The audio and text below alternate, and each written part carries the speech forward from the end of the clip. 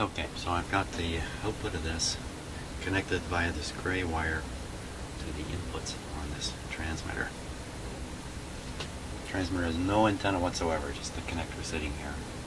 But this guy puts out a pretty strong signal. I think it's still tuned in on the radio here.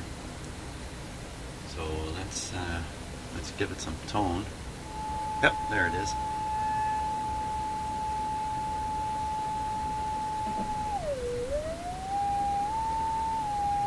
Fun, eh? Okay, well, I'm going to watch the signal strength here. I'm going to tune the radio.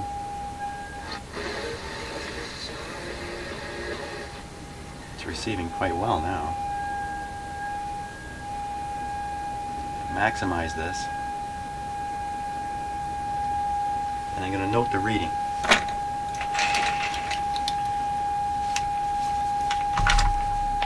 So the reading is 6 what? 0.6 volts AC on the audio. I don't want to touch anything now. I can't even turn this. I can turn it off this way. Turn it off. Wow, hey, wasn't that interesting? I turned it off. It got real strong.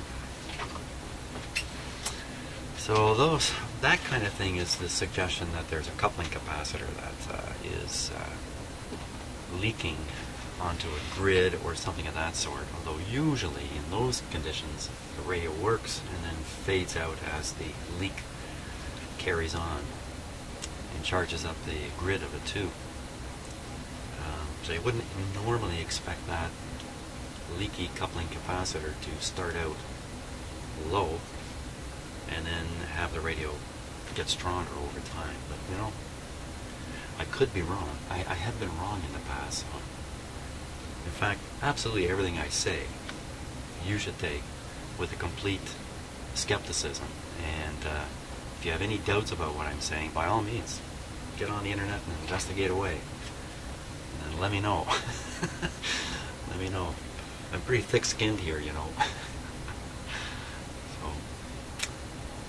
So, okay, now, where am I? I'm going to switch the weak 12BA6, that's this one, for a much stronger 12BA6. Then this radio has two strong IF tubes. Excuse me. And we can't really blame anything on a weak IF strip. Tube-wise, anyway. Okay, I'll just flip it back on and we'll see where that meter comes up to. Maybe it's not going to work at first again, too, for whatever this delayed effect is. There we go. Sounds like it's working.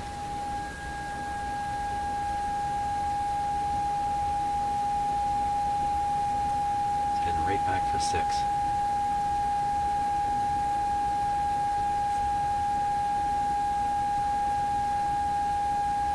If anything, it's a bit lower. Isn't that interesting? I'm going to tune the radio a touch and see if we're on maximum still. Yeah, that's the maximum point. Well, that didn't make much difference at all. And now the radio's working pretty good. Anyway.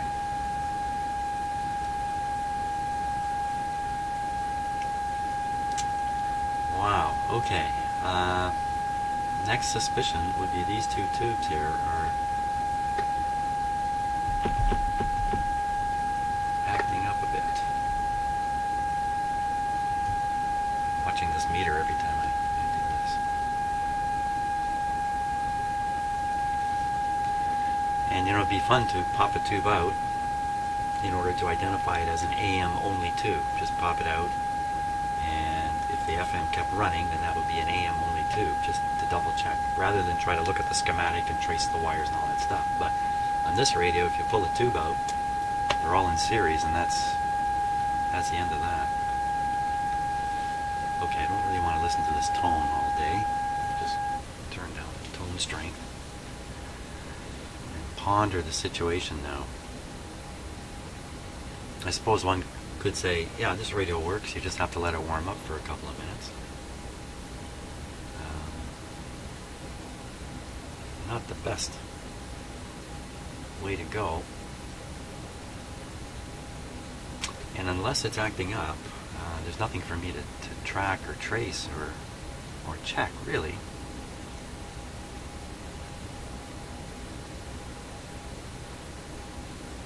Every time I've run the AM radio, it's come on loud right from the start.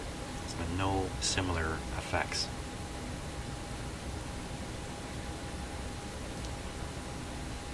So,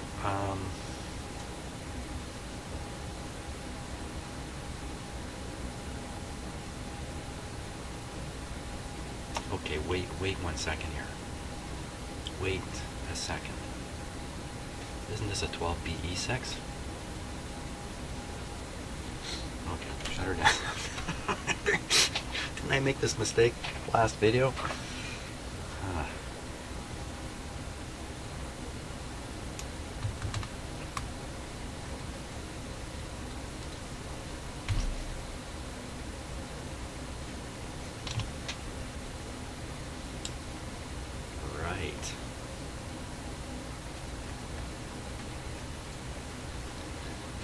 Wow, okay. I'm really getting my tubes mixed up these days.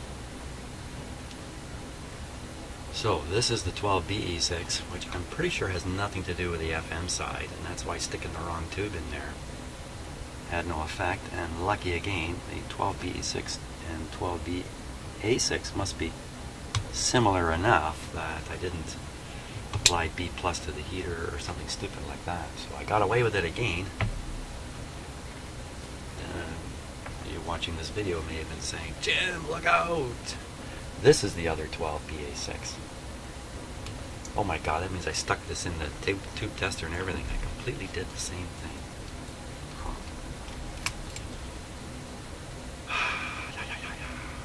Okay, so here's the 12BA6. I gotta back up the whole ship here. That's okay, this is happening in the privacy of my shop. No one will ever know that I booped all that up. But no harm done.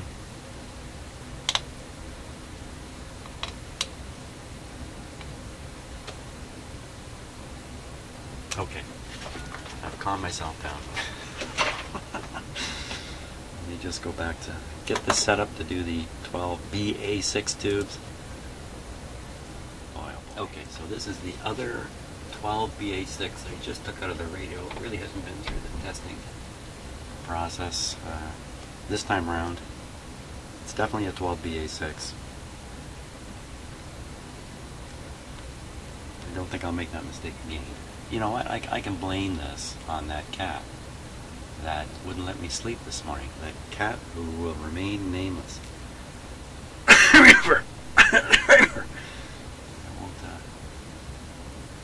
I don't want to blame it on any particular cat, you know, they're just cats. So, okay, here we go. Okay, here we go. Wow, okay, so that's a winner. That's a good one. And that's the one that was in the radio. That means this one that I have here is the weak one. Let's just see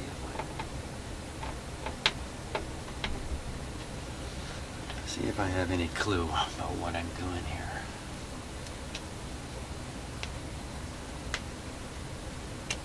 Hey, thanks for all the comments, wonderful comments that I'm getting from all of you.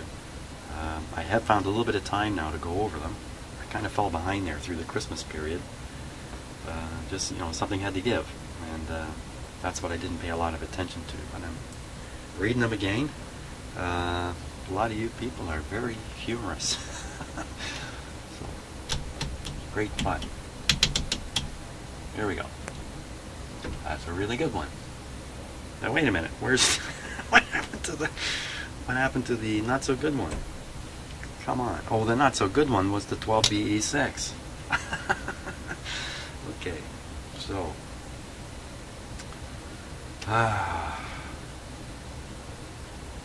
maybe I should get less sleep more often. lots more fun and exciting things happen. Okay. I am trying to gulp down the coffee here too. Trying to compensate a little bit. So, hey, how come my computer's a little stuttery?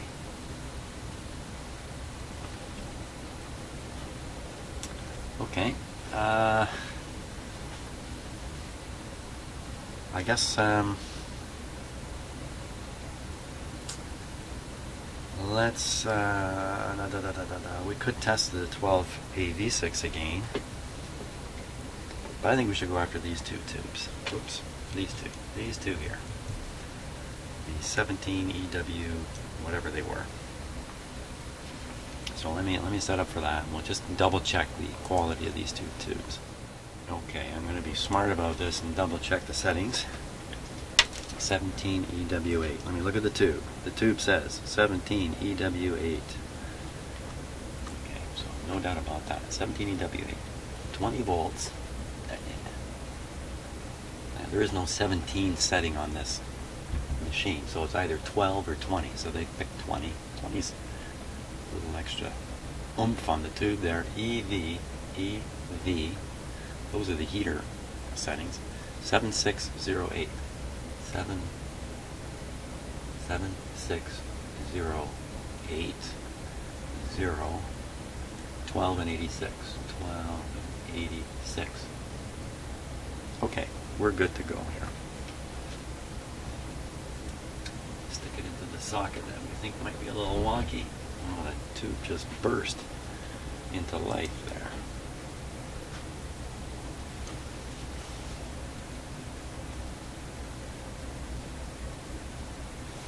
So I'm going to call this one the 17 EW8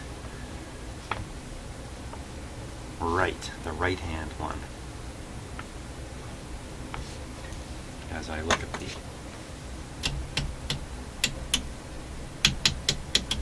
the radio.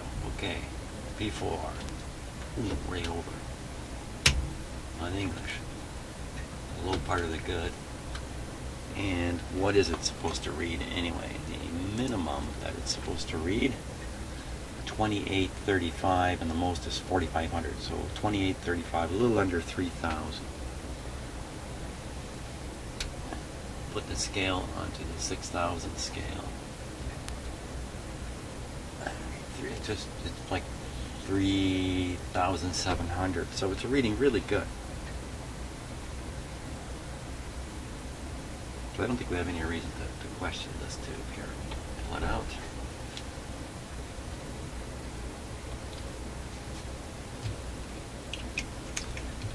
And now, we'll get out the other tube from the radio. This is the one we just tested here.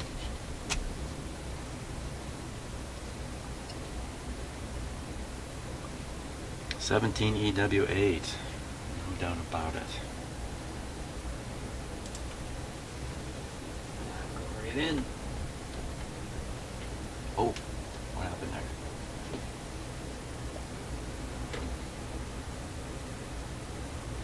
I guess this socket is causing some problems on my tester. It's heating up okay though. Okay, check it out. Shorts on the tube, we push the button. Okay, it's not quite as high.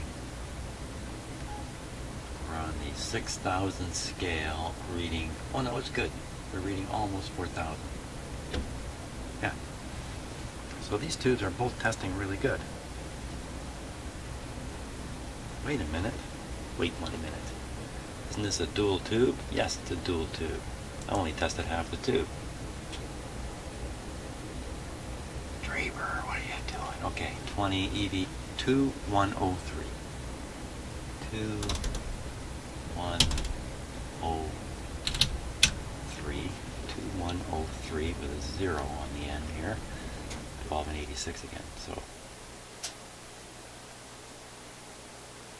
a special note here. Trial number 2. Make line test at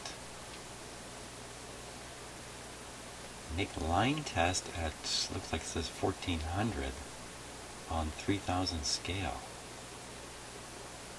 What the heck is that? Make line test. Now, there is a function in most tube testers to set the line.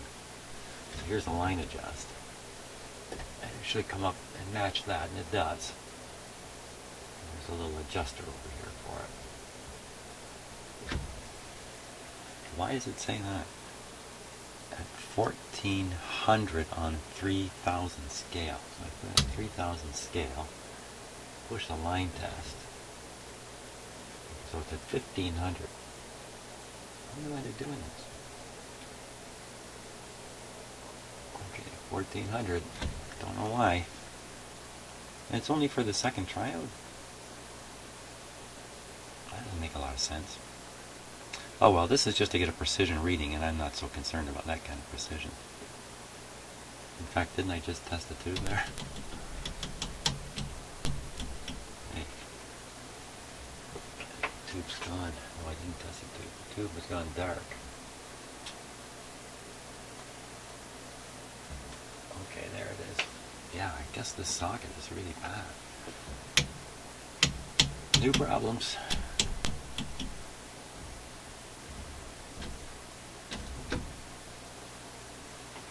What's going on here? We got nothing on that. Hang on, hang on. Don't panic, everybody. Calm down. Quickly, back in your seats. 2, 1, 0, 3, 0. EW8.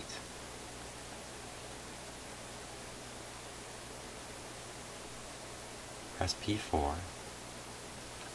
Short. Oh, I left the short switch on. That's what I did. Okay, there we go. Wow, right over. And it's supposed to be at least 28. And it's up around 3000. So. Okay, so that side of this tube is also testing good.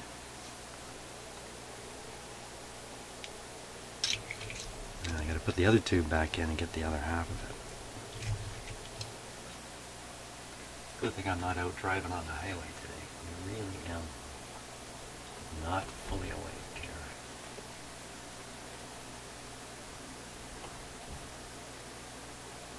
Okay, it's heating up.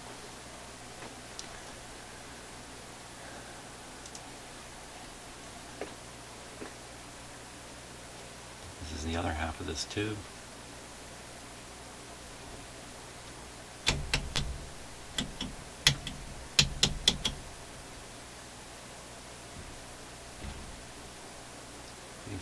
It's way up above 3000.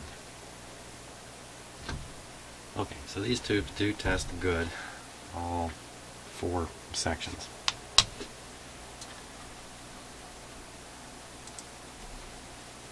Now, where's that leave me now?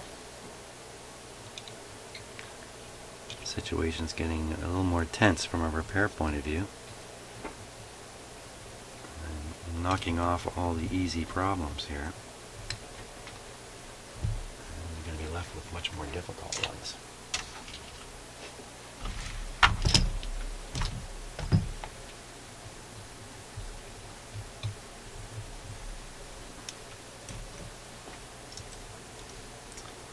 And if this slow warm-up thing, whatever it is, only happens when the radio starts pretty cold, it's going to be very difficult to find it.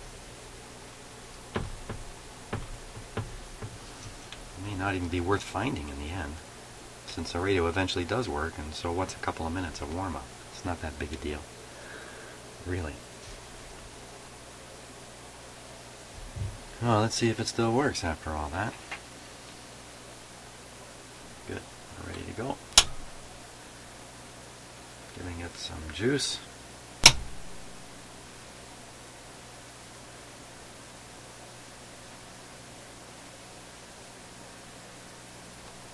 Juice is a Canadian term for electrical power.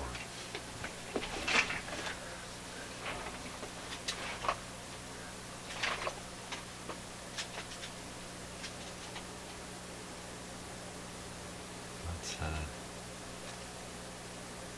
oh, that's right. Here we go. I think I turned the volume down on it. Okay, so it's in that I'm not happy mode.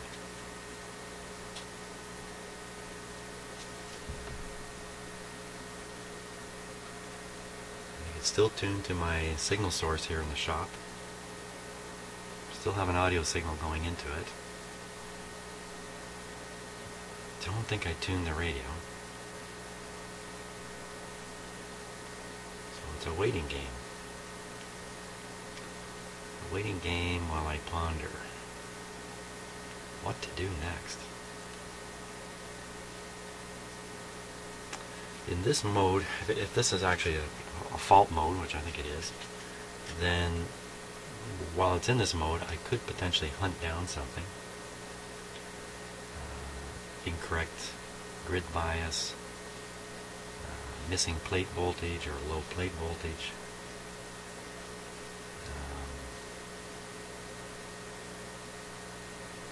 And it would have to be in the FM circuits only because the AM side works. Isn't this exciting? Just sitting here watching a radio not do its thing. By the way, just in case you're interested, these terminals that you normally plug the power cord into are not live. I disabled them, so you can touch them. But if you notice, I am not touching them. Because it's not my nature to find out if something is live with my finger. Actually, I watched somebody do that once. I was shocked. Well, actually, he was shocked, not me. It was an electrician, an older guy. I was in my 20s.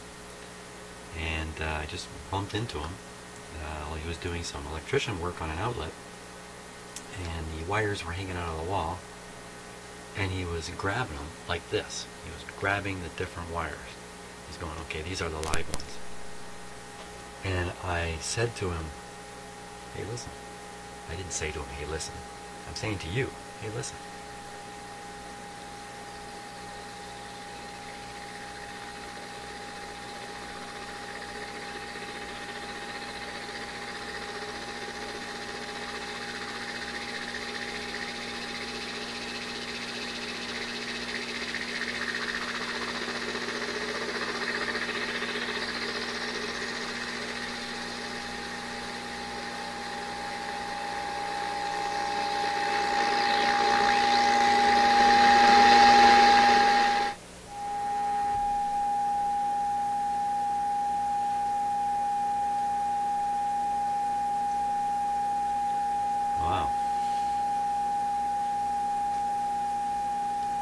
It looks to me like I'll have to set up a number of test scenarios with meters connected and stuff like that, and watch for something that is drifting at the time the radio comes into reception. Oh boy.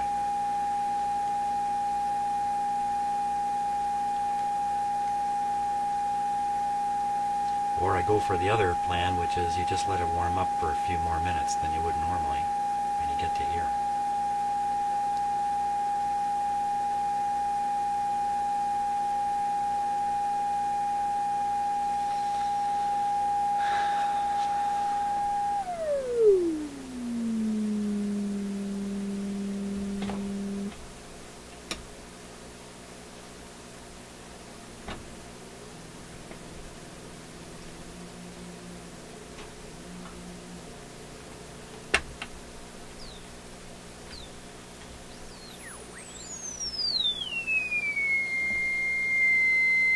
That was a little interesting.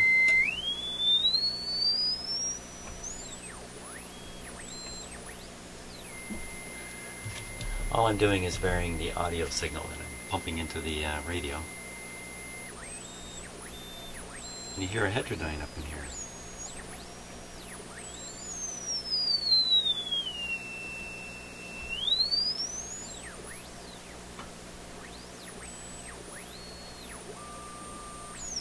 No idea what to make of that. Just an interesting observation. Oh, perhaps a more experienced viewer, of which there are quite a few of you, may have a comment about that funny effect.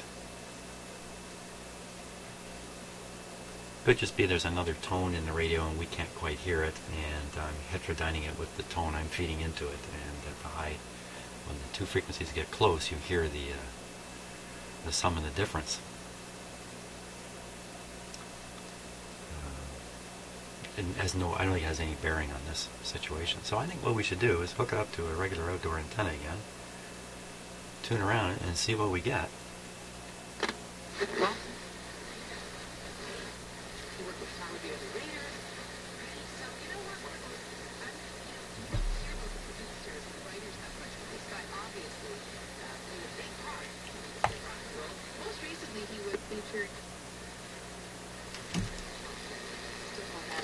Folly, gone now at the age of 75. Coming up another Mode, the police, and Chic next. Tonight on CBC, at it, whole new marketplace. Oranges in the store, a taste so different than freshly squeezed. Spilling the juicy secrets on Premium OJ. We deserve to know, and we're not being told. Then at 9 on an all-new The Fifth Estate. No body, no evidence. Is justice served when Canada's police play bad guys to get a confession? That's 300 to 400 murderers who are not on the street right now. It all starts tonight at 8 on CBC. Driving the V6 Mitsubishi Outlander with all-wheel control feels like this. I thought we were listening to the 7,000 CBC. seating, it sounds like this.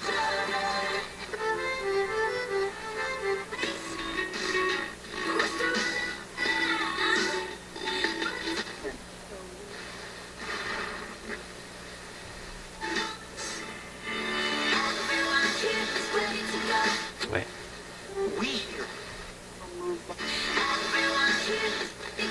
It's the same song being played on two stations.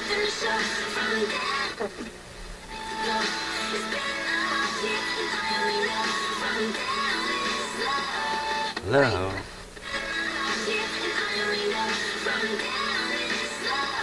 Isn't that funny, eh?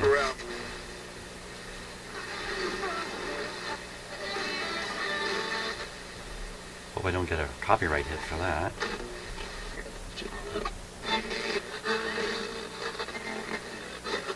And very tight. When the music started, my first impulse, change the station. I can't understand contemporary classical music at all. But then there was this haunting magic about the music, and I just Well, that sounds pretty good to me. changed the station. Something inside me forced me to listen and listen and listen. I was transported to another place, another world. It was just amazing. See, even now, some 20 years later, I'm taken back to that cold, dark winter That sounds night in pretty my good. truck, held by the feeling of wonder and amazement, consumed in block letters, consumed Lots of by volume the here. music. Watch your And ears. that was my introduction to Philip Glass. Yeah. Peppy, here for you now. The first Easily fill a movement room. from Philip Glass's violin concerto, Gideon Kramer and the Vienna Philharmonic.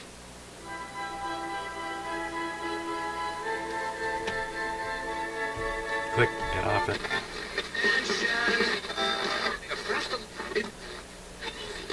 Well, I think it does. First of all, not everybody lives online. Some of it, but that's not everyone. And besides, since when do we say, well, I'm not going to do this story, but my competitor is?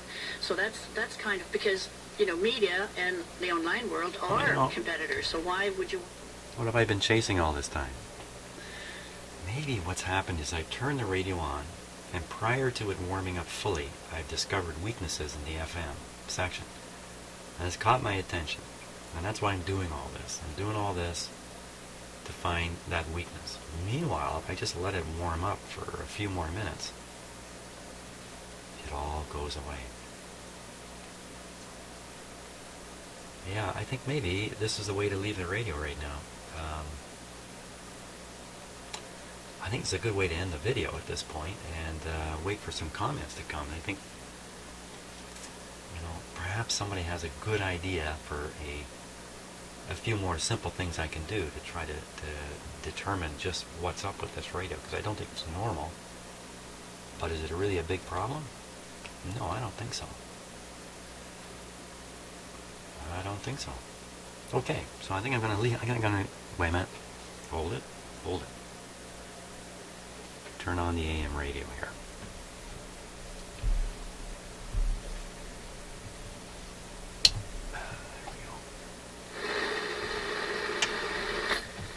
Yeah. Do that.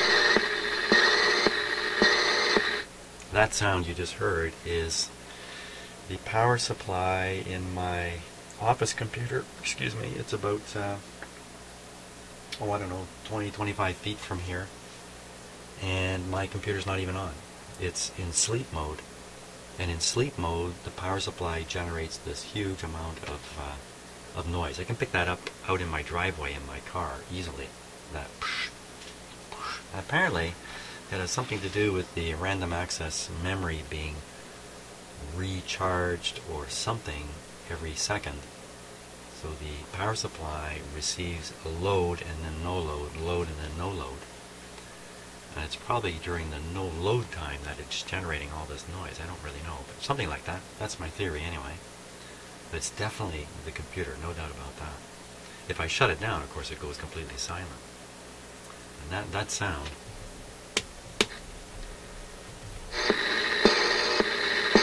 drove me nuts until I realized what it was. Okay, enough of that. That's it for now. I think I'm going to avoid putting it all back together. I think I'm going to set it aside like it is. I have to post, I'm way ahead in the videos here, so I have to post a pile of videos until you end up seeing this one. And we'll see what we'll see what comments I get about it. I think I'm finished on it. So thanks a lot, and I got something else to start on right away. See ya.